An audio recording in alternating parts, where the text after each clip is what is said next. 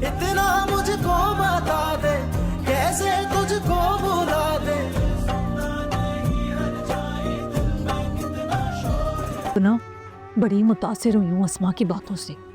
जितना अच्छा समझा कर गई है कि बड़ी बहू हो तुम, तुम्हें तो एक एक कदम ना सोच समझ कर उठाना चाहिए। लेकिन हैरत है, अनम को तो उसने ऐसा कुछ नहीं समझाया। हाँ बेटी है ना वो। हाँ, सारे बोझ ना बहुओं के सर पे डाल दो। बेटियों के तो सिर्फ लाड उठाए जाते हैं, और लाड भी सिर्फ माएँ उठाती हैं, है ना।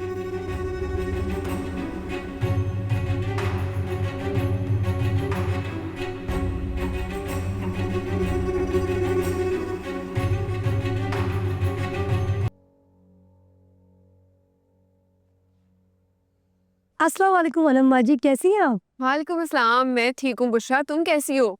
मैं तो बिल्कुल ठीक हूँ, लेकिन चंद घंटों में हमने आपको इतना मिस किया, मैं आपको बता नहीं सकती। हाँ, बस सिर्फ बुशरा ने ही मिस किया तुम्हें, हमने तो बिल्कुल मिस नहीं किया भाई। मामा, ये क्या किया है आपने? इतनी मुश्किलों से इससे जान छूटी थी, आप इसे फिर लेकर आ गई। कुछ सुनो, कहीं फहद ने तुम्हें घर से निकाल तो नहीं दिया? मामा मना करें आप असद भाई को।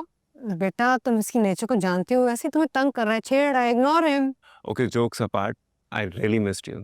लेकिन इसका ये मतलब हरगिज नहीं है कि तुम फिर से हमारे सर पे सवार हो जाओ। अरे बाज आ जाओ, तुम तो दफ्तर जा रहे थे, क्या हुआ? एक्चुअली भाई ने कुछ फैक्ट्री का काम दिया तो मैं वही जाऊंगा, भाई ऑफिस में। Okay okay. दूसरा काम करो, जैनब को कहो कि अनम आई आके मिल ले। लेकिन जैनब बाजी तो घर पर नहीं है।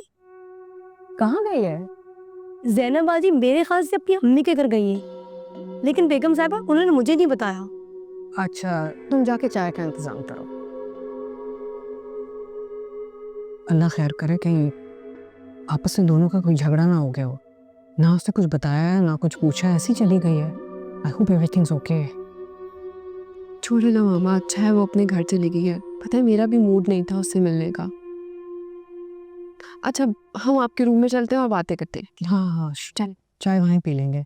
असद तुम भी आ जाओ ना। या, आई एम कमिंग। अच्छा ओके।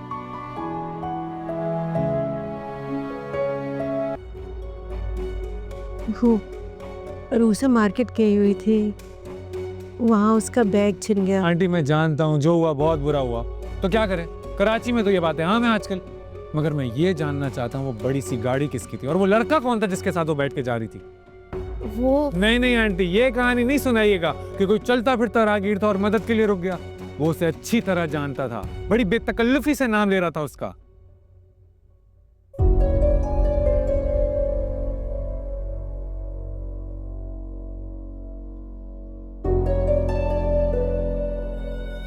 ये आ गई, पूछे इससे कौन था।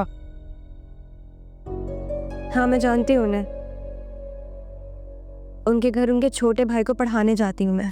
रूसा, अम्मी प्लीज बताने दें मुझे। बेटा शुमाला पप्पू की वजह से उनकी फ्रेंड के बेटे को हेल्प कर रही हूँ स्टडी में, वो भी बगैर किसी मुआवजे के।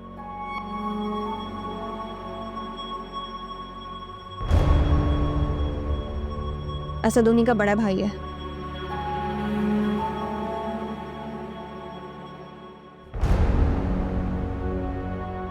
मुझे वहाँ पे खौफजदा देखा तो तसल्ली दी और घर छोड़ने का बोला, लेकिन आपकी वजह से मैंने वो ऑफर ठुकराई। क्या रूसा ट्यूशन पढ़ा रही है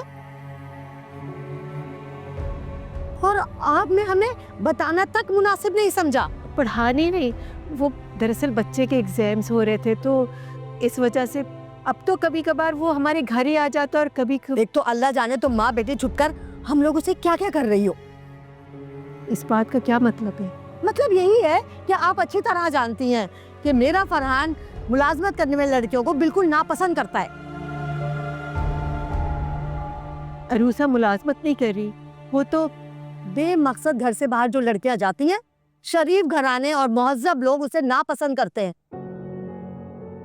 अब देखिए ना, आप दोनों माँ बेटे तो घर में टिकती ही नहीं है। घर से बाहर निकली और बैग चोरी हो गया। खुदा ना खास्ता कोई और मसला हो जाता तो क्या इज्जत रह जाती है? आप अच्छी तरह से जानते हैं हम लोग शौकिया घर से बाहर नहीं जाते, सिर्फ जरूरत से जाते। लेकिन आंटी कोई हद होनी चाहिए ना। रक्षा, टैक्सी, इन चीजों में सफर करे या मुझसे बोल दे। लेकिन ये अमीर लोगों की महंगी गाड़ियों में बैठना शौक होता है, मजबूरी नहीं। आप जानते हैं मुझ पर इल्जाम लगा रहे हैं, मेरी किरदार कशी करने की कोशिश कर रहे हैं आप। है देख रही हो उसकी जबान? अरे अपने होने वाले शौहर से कोई इस लहजे में बात करता है? मेरा होने वाला शौहर मेरा ताल्लुक जबरदस्ती किसी मर्द के साथ जोड़ रहा है आंटी। तो क्यों बैठी उसकी गाड़ी में? वो गाड़ी में नहीं बैठी थी, वो तो रिक्शे में आई थी। मैंने खुद अरे वो आई थी तो अगर वो लड़का इसे अपनी लशपश गाड़ी में घर तक ड्रॉप करता तो मोहल्ले वाले क्या सोचते? वही ना जो मेरा फरहान सोच रहा है। लोगों की अगर सोच छोटी है तो वो मेरा कसूर नहीं है। तुम मुझे छोटी सोच का ताना मार रही हो। बिल्कुल। चले अम्मी। फरहान, चलो फरहान बेटा, हेलो आलिया मेरी बात से। मैं नहीं रुकूंगी, अब छोड़ो मेरा हाथ।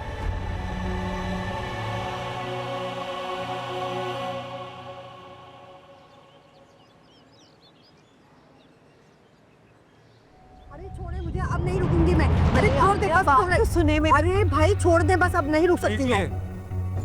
इनके राह चलते खैर खां धड़ल्ले से घर तक चले आए। आप यहाँ क्यों आए?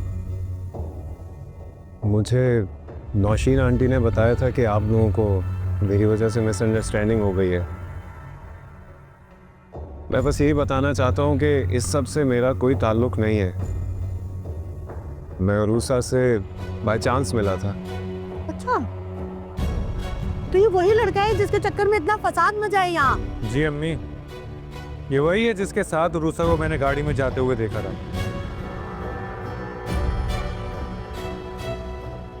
और अब देखें कैसे बेबाकी से यहाँ तक चला आया।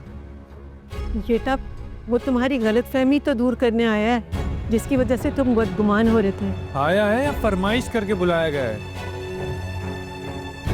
ताकि आके मजीद मेरी आंखों में धूल झोंके, मगर अब मैं मजीद बेवकूफ नहीं बनूंगा। What nonsense! Look, मैं इस मामले में बिल्कुल नहीं पढ़ना चाहता था। I'm really sorry. लेकिन भाई आप अच्छे खासे बेवकूफ आदमी हो, और आपसे ज्यादा बेवकूफ वो लोग हैं जो आपको टॉलरेट कर। अपना मुंह संभाल के बात। मैं आपसे बात ही नहीं करना चाहता।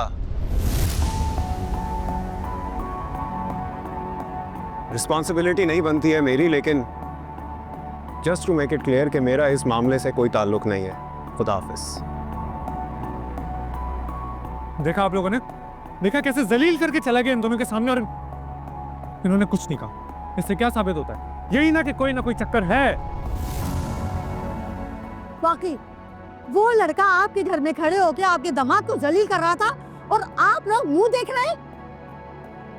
जलील वो आपको नहीं हमें कर रहे थे, और बिल्कुल ठीक कह कर गए हैं वो। है ना अम्मी? कुलसुम, तुम क्या चाहती हो कि मैं ये रिश्ता खत्म कर दूं? देख रही हो ना अपनी बेटी के इरादे और इसकी हरकतें, तो माशाल्लाह माशाल्लाह। इस वक्त तो मैं ये चाहती हूँ कि आप लोग यहाँ से चले जाएं।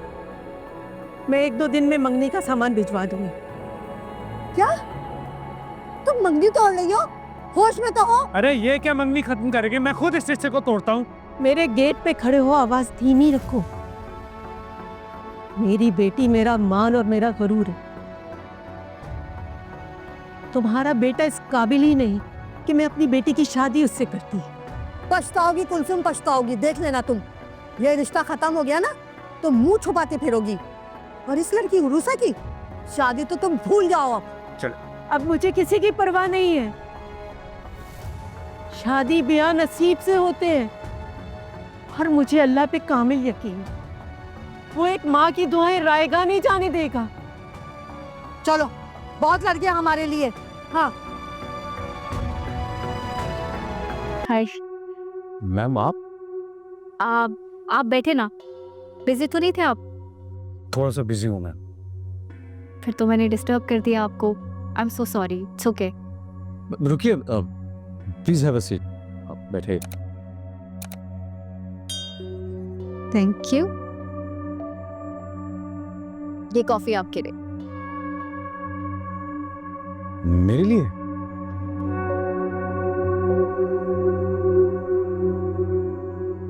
फिक्र नहीं करें, असद और नवीद दोनों ऑफिस में नहीं है। मैं तो अकेली बोर हो रही थी, तो मैंने सोचा कि मैं आपके साथ कॉफी पी लूं, थोड़ी गपशप भी हो जाएगी। नहीं मैम, मैं डरता नहीं उनसे। आपको पता है मैं शायद ऑफिस आना छोड़ दूं। क्यों? क्या करूं मैं ऑफिस आके? कोई काम ही नहीं है मेरे लिए। आता जाता मुझे कुछ है नहीं, और यहाँ मुझे कोई इस काबिल भी नहीं समझता कि कुछ सिखा दे। पूरा दिन बैठ के वो वेबसाइट है ना, वही देखती रहती। मैम एक्चुअली वो मुझे नवीद सर ने मना। जानती हूँ।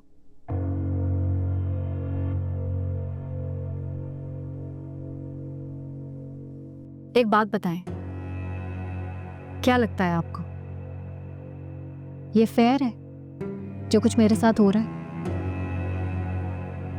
I mean, मैं यहाँ किसी का हक छीनने नहीं आई, मैं तो अपने भाई की जगह पे आई, वो भी इसलिए ताकि उसके साथ कोई ज्यादती ना हो। मैम आपको ऐसा क्यों लगता है कि आपके भाई के साथ कोई ज्यादती होगी? नवीद सर, रसद सर बिल्कुल भी ऐसे नहीं है।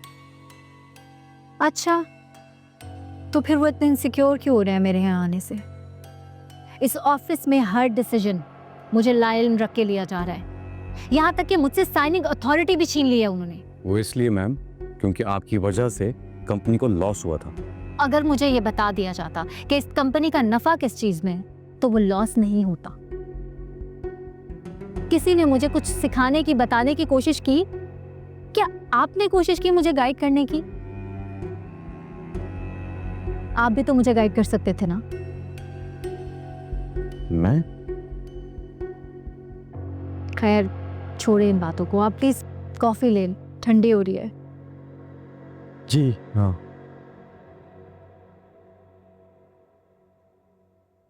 क्या हुआ, अच्छी नहीं लगी? नहीं खरा मैं बहुत।